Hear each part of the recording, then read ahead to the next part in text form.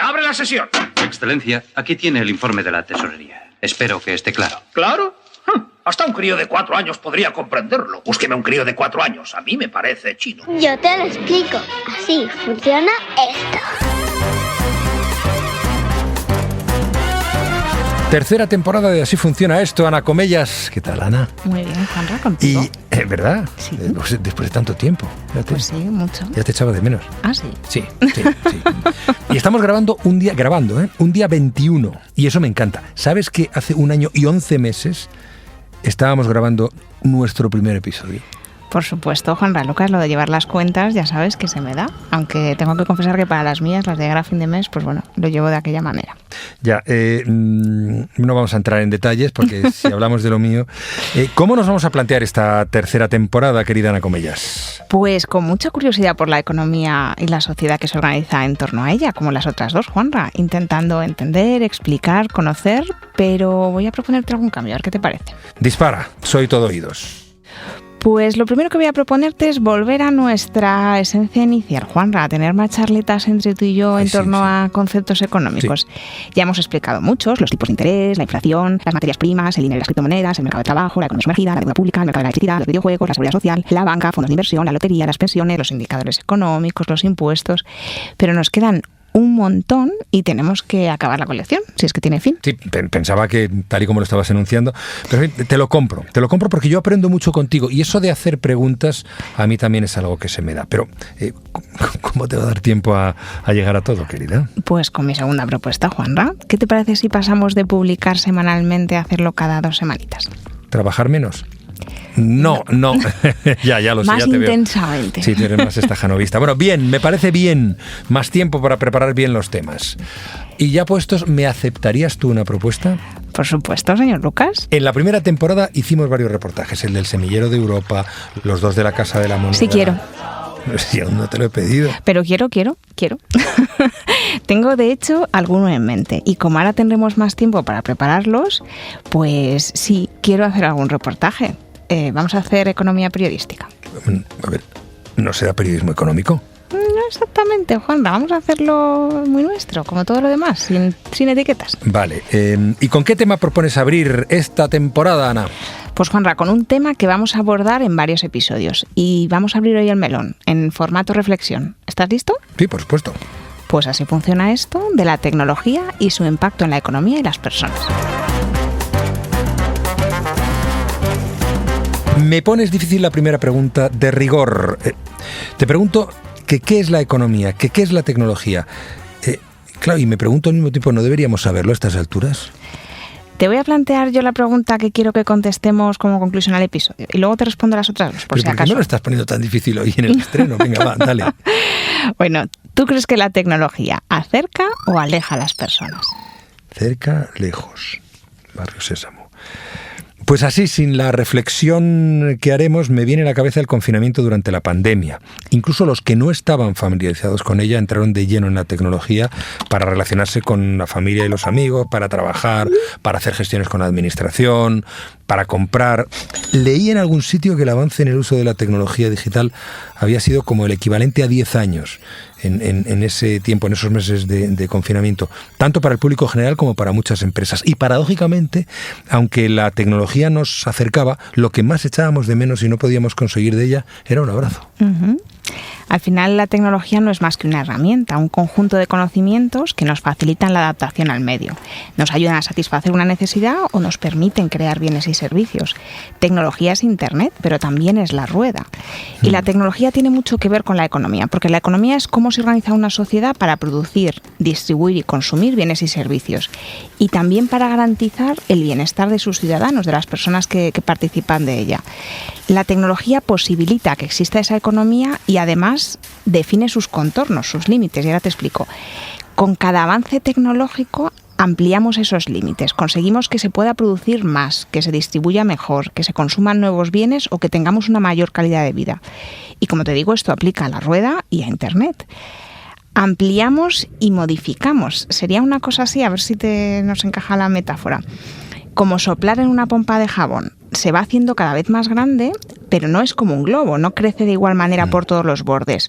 Crece por un lado, decrece por otro, el conjunto aumenta, pero no todo a la vez, sino de forma irregular. Y te voy a poner un ejemplo, que yo creo que nos puede servir para reflexionar sobre varios aspectos. Uno que me encanta, ¿vale? Porque a mí me hizo entender el arte abstracto allá por 1995, Sicilia, cuando estudiaba Historia del Arte en COU.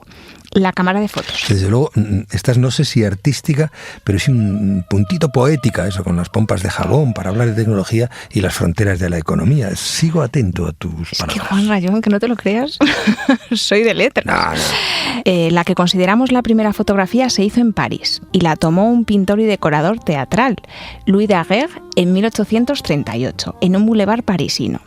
Y en ella aparecían en una esquinita un limpiabotas y su cliente. Es la primera fotografía que se tomó de personas. Curiosamente, Juanra, esta fotografía necesitaba tanto tiempo de exposición, 15 minutos, desde que le das al botón hasta que terminas la fotografía, por decirlo así, que no salían las personas ni los coches porque estaban en movimiento y a la cámara no le daba tiempo a captarlos.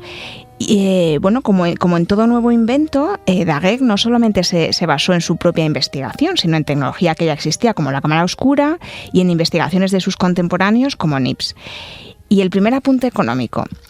Al gobierno francés le pareció una tecnología de tal impacto que la compró para que todo el mundo pudiera usarla sin patentes de por medio. La decisión de quién tiene acceso a la tecnología nos habla no solo del tipo de sociedad en el que estamos, sino también de su futuro crecimiento económico.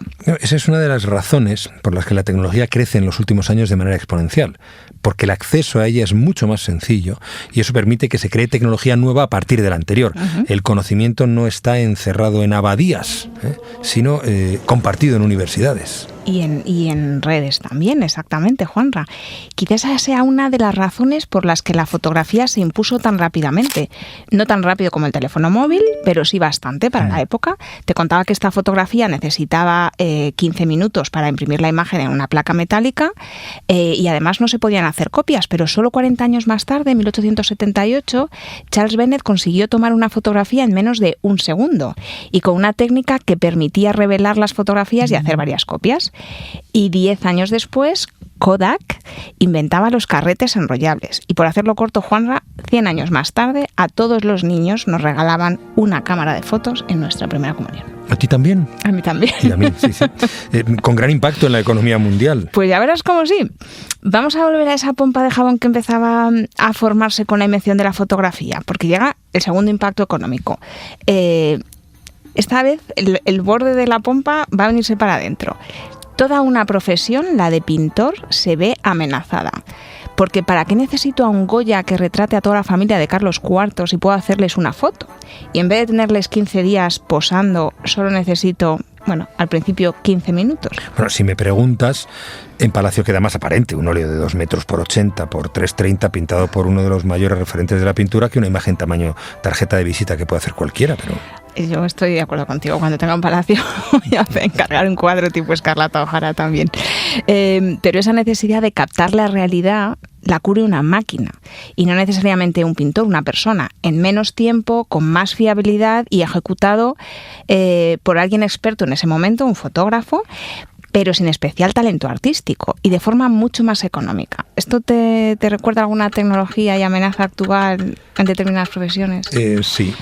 Sí, porque suena ese planteamiento muy actual, pero por seguir un orden, ¿cómo resuelven eso los pintores?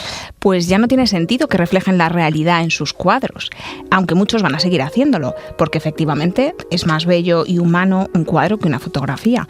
Pero a partir de ese momento la profesión se reinventa y recoge en su arte lo que no se ve, no la realidad, que eso lo hace cualquier máquina, ¿no? O cualquier cámara, sino lo que no se ve, lo que ellos sienten o su interpretación de la realidad. Y nace el impresionismo de Monet o Renoir, el posimpresionismo de Van Gogh o Cézanne, el expresionismo de Kirchner y Munch, el cubismo de Picasso, el surrealismo de Dalí. ¿Por qué competir contra la tecnología si la tecnología puede liberarte de una parte de tu trabajo y permitirte desarrollar otra. Claro, la historia se repite en muchos aspectos. Esa pregunta también es actual, Ana. Me pregunto cómo se habrían enfrentado estos pintores a imágenes generadas por una inteligencia artificial, aunque supongo que lo veremos dentro de muy poco. Una profesión que tiene que adaptarse en uno de los bordes de tu pompa, pero otra que nace en el otro. Pues la de fotógrafo. La de fotógrafo, exactamente, Juanra. Hasta que la tecnología se fue extendiendo y perfeccionando, habría pocas cámaras y pocos fotógrafos, pocas personas capaces de tomar y revelar luego las fotografías. Pero con el paso del tiempo y las innovaciones, las cámaras fueron cada vez más fáciles de transportar, se fue mejorando la tecnología, dando mayores posibilidades a los fotógrafos de jugar con la óptica, la apertura, la velocidad de obturación. Se crearon también profesiones auxiliares para atender a los fotógrafos, como la iluminación o el revelado. Y aunque te reías, llegó un momento en que todo el mundo podía hacer uso de esa tecnología desde los 8 años nada menos. Por supuesto, no con los mismos conocimientos ni con los mismos resultados, pero tanto un aficionado como un fotógrafo profesional utilizan la misma tecnología. Y con la llegada de la fotografía digital y el smartphone, todo el mundo hace fotografías. Y muy buenas. Claro, pensando en tus pompas y cómo se expanden los límites de esa economía, de esa organización social, esa tecnología no solo ha afectado a un sector, el de la representación gráfica de la realidad, por llamarlo de alguna manera, a pintores, fotógrafos, sino que ha transformado el mundo en muchos sentidos y en otros sectores. Para empezar, el mío, el periodismo, porque nos trae imágenes de lo que ocurre en lugares en los que no estamos, pero también la publicidad mostrándonos productos para que lo conozcamos, o en la justicia aportando pruebas, y ya en ese mundo digital pues son la base de las redes sociales, del compartir el momento con otra persona, de la reseña de un restaurante. Y este esquema de tecnología, que cuando es incipiente solo utilizan unos pocos expertos, que cuando se innova lo suficiente para abaratar la producción y se populariza, está al alcance de muchos, y que finalmente se democratiza y es de uso común, se viene repitiendo una y otra vez, Juanra. El automóvil, primero conducido por nuevos profesionales, los choferes, que poco a poco van desapareciendo cuando una gran mayoría tiene acceso a comprarse un coche y aprende a conducir. Siguen existiendo los choferes, pero ahora para dar un servicio que va más allá de saber manejar un coche. La máquina de escribir, utilizada por mecanógrafas en su origen, y ahora presente en los teclados de cualquier ordenador personal o teléfono móvil. Siguen existiendo las secretarias, pero no teclean cartas al dictado, sino que dan una asistencia mucho más amplia y compleja. Y menos mal también que el mundo ha cambiado para que ya también haya choferesas y secretarios. Claro, recuerda el teléfono, Ana, que lo vimos en uno de los últimos episodios de la temporada pasada. Con su llegada, los telegrafistas prácticamente desaparecieron y al principio había que hablar con un operador o una operadora para que te conectasen con quien querías hablar. Con las innovaciones, esa profesión desapareció porque cada aparato tenía su propio teclado y todo el mundo aprendió a llamar por teléfono. Pero miles de profesionales en todos los campos iban naciendo, se iban creando profesiones y se iban desarrollando y se han desarrollado por la existencia del teléfono. Como una pompa de jabón que se hace enorme, pero crece irregularmente. Vale, al final me explotas la pompa, que no es una burbuja económica, que lo sepas. El caso es que el ser humano desarrolla tecnologías para cubrir sus necesidades y facilitar su día a día. Y en el caso de las empresas, buscar su aplicación, la aplicación de esa tecnología para reducir sus costes. Y las máquinas tienen una ventaja sobre las personas, Juanra. No se cansan. Claro. Y por máquina no estoy pensando solo en una con más capacidad física que una persona, como una grúa o un camión, por ejemplo, sino también en un ordenador que tiene más capacidad de cálculo que las personas. Y voy a coger también un ejemplo poco económico a priori, el ajedrez.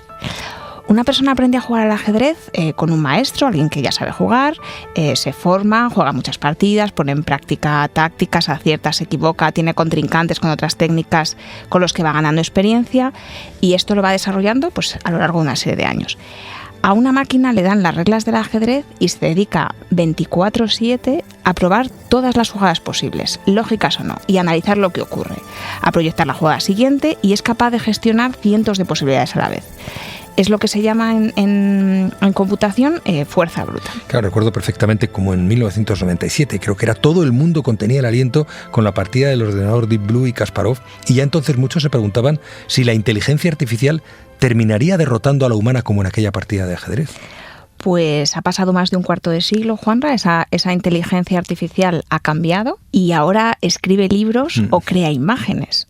pero sigue siendo muy inferior a la humana, si queremos expresarlo así, porque si bien las máquinas tienen una capacidad de computación que les permite considerar millones de posibilidades, las personas se preocupan por entender por qué las cosas funcionan o no, y las máquinas solamente anotan lo que funciona y lo que no, sin ir más allá. Tampoco son capaces de relacionar ámbitos de conocimiento. Están diseñadas para jugar al ajedrez o diseñadas para crear imágenes, pero no hay inteligencias artificiales con un propósito generalista que sirvan para todo, mientras que una persona es capaz de desarrollar multitud de tareas, aprender de muchos ámbitos de conocimiento y, lo más importante, poder extrapolar aprendizajes de un ámbito a otro. Claro, además de no ser capaces de desarrollar relaciones más allá de un protocolo, que es lo que tú estás apuntando, luego no tienen emociones y desde luego no empatizan con las personas o entre ellas. Claro, fíjate en la medicina, Juanra, es uno de los campos donde el machine learning y la inteligencia artificial más han aportado. Hemos enseñado a las máquinas, dándoles millones y millones de datos y de diagnósticos, a detectar enfermedades. Las comunicaciones y los robots permiten realizar cirugías en las que el médico y el paciente están a miles de kilómetros. Durante la pandemia se desarrollaron tecnologías para asistir a los médicos en la toma de decisiones complejas que sabemos que lo fueron mucho. Son herramientas, nos asisten y mejoran los resultados de nuestro trabajo, pero una máquina no puede sustituir a un médico, porque yo como paciente necesito establecer una relación de confianza con otra persona. Necesito no solo el mejor tratamiento, sino sentirme atendido. Y para eso el médico no solo tiene que tener muchos datos y haber analizado 1 millón de posibilidades, sino que tiene que saber jugar al ajedrez, ser padre o haber estado de vacaciones en el mismo sitio que yo. Y ahora, Ana, que estamos en el lado del usuario de la tecnología, no del pintor, sino del retratado, tenemos a nuestra disposición multitud de herramientas que nos dan acceso a infinitos servicios de manera inmediata. No sé, desde reservar una cena en un restaurante hasta encontrar el mejor camino para llegar, pasando por hacer una compra-venta de acciones. Pero no todo el mundo sabe conducir o hacer fotografías por sí mismo. Y quizá en algunos sectores estén empezando a desaparecer los choferes o los fotógrafos antes de tiempo. Es verdad que en mi caso yo no quiero tener que ir al ayuntamiento a pedir un volante de empadronamiento o al banco a hacer una transferencia, pero también hay personas que, como dices, aunque la tecnología lo permita, no quieren o no pueden tener un certificado digital para hacer una gestión con la administración o relacionarse con una pantalla para ver el saldo de su cuenta corriente. Y no creo que la tecnología tenga que ir a 2 velocidades, sino que tiene que estar diseñada para las personas, para las que están en el lado del que presta el servicio y para las que están en el lado del que lo recibe. Y yo creo que ahí la inteligencia artificial generativa, como ChatGPT, puede ayudar a acercar esos procesos que antes hacían personas y ahora hacen máquinas a las personas que lo reciben, a los usuarios. Puede ser una barrera porque no tengo el conocimiento o las ganas de tener que descargarme una aplicación, navegar por 3 pantallas, rellenar campos, introducir mi tarjeta de crédito, seleccionar, aceptar. Pero imagínate si yo le puedo decir a una IA que quiero ir esta noche al cine y a cenar. Y ella se encarga de sacar las entradas, reservar mesa en el restaurante y pedirme un taxi que me recoja a tiempo para llegar a ver la peli. Teniendo en cuenta las rutas, el tráfico, bueno, todo esto que sabemos que nos permite la tecnología. Igual que le pides a Alexa que te diga qué tiempo va a hacer o le preguntas a OK Google que en qué año nació Paul Newman, este tipo de inteligencia generativa facilitaría no solo el acceso a muchos servicios, sino el acceso a personas que ahora no lo tienen, porque imagínate que tienen una discapacidad y les cuesta moverse o relacionarse en su día a día real, pero podrían hacerlo de manera sencilla en el virtual con este tipo de asistentes. Eso resolvería el problema del acceso, pero no el de la confianza. ¿Cómo sé yo que la inteligencia artificial va a escoger de forma adecuada para mí? Leía el otro día, preparando precisamente el episodio, un artículo de nuestro querido José Luis Casal en su blog Better Business for a Better World. Y plantea lo fascinante que será ver cómo las empresas se adaptan a la inteligencia artificial. Ya tuvieron que hacerlo cuando apareció Google y tenían que ser encontradas, tenían que cambiar procesos para que Google las encontrase, o cuando apareció Instagram y tenían que cambiar su decoración para ser vistas y bien vistas. ¿Qué tendrán que hacer ahora cuando simplemente pidan un taxi, sin especificar con quién, para ser su empresa la elegida y no la competencia? En cualquier caso, Juanra, creo que la palabra clave es confianza. Sí. Y la confianza solo se establece entre personas, así que tiene que haber personas a los 2 lados. La confianza que tengo en mi coche no es solo porque tenga un motor puntero maravilloso, sino porque lo ha diseñado un equipo de personas con conocimiento en distintos ámbitos.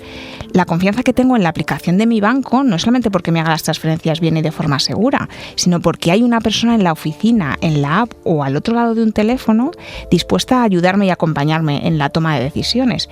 La confianza que tengo en mi médico no es porque porque me puede hacer una resonancia, sino porque me puede diagnosticar y tratar en el aspecto médico, pero también en el humano. Y desde luego no confío en que me vayas a hacer una buena fotografía solo porque tengas la mejor cámara de fotos del mercado.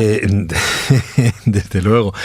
Repasando, me quedo con la tecnología como herramienta para ampliar los límites de una economía, pues aumentando su producción, pero también el bienestar de las personas que viven en ella, porque eso es la economía, entiendo, también. Sí. He aprendido contigo, con el potencial que tiene para generar cambios futuros, hablo de la tecnología, para hacer grande esa pompa, y aunque sea creciendo en algunos bordes y menguando en otros, y sobre todo me quedo con eso de que nos libera de ciertas tareas para poder dedicarnos a otras, y que es tan absurdo intentar competir con la tecnología digital como lo es intentar correr más que un coche o volar como un avión. Y Ana, intentando responder a tu pregunta de si la tecnología nos acerca o nos aleja, porque al final poner máquinas entre las personas yo creo que hasta ahora nos ha acercado. Y pienso en el teléfono, que nos permite hablar con quienes están físicamente lejos, pero hasta que no aprendemos a utilizarlo nos mantiene incomunicados. La clave es esa, me parece. Quizás estemos todavía en la parte en las que algunos ya tienen, he dicho antes tecas, pero bueno, tú y yo hemos conocido la rueda, la ruedecita, sí. para marcar directamente, y otros quizá todavía no lo tengan y necesitan una chica del cable, alguien que guíe su necesidad de comunicación hasta la clavija correspondiente. En cualquier caso, la tecnología no tendría sentido si no conectase a personas con personas que venden con personas que compran, personas que enseñan con personas que aprenden, personas que necesitan una prestación con personas que las gestionan. Personas. Al final, la inteligencia artificial funciona, pero quien la mueve en una dirección o en otra son las personas. Leía no hace mucho un experto en inteligencia artificial, casi tanto como nuestro querido José Luis Casal, que la única posibilidad de que este matrimonio entre inteligencia artificial y seres humanos funcione es que caminen de la mano y en paralelo. Ay, Anita, ¿cuánto he aprendido hoy? Ay, ya ves. Así de que, fotografía y de pompas. Así funciona esto de la economía, la tecnología y las personas que une. Un podcast de 21 por 21.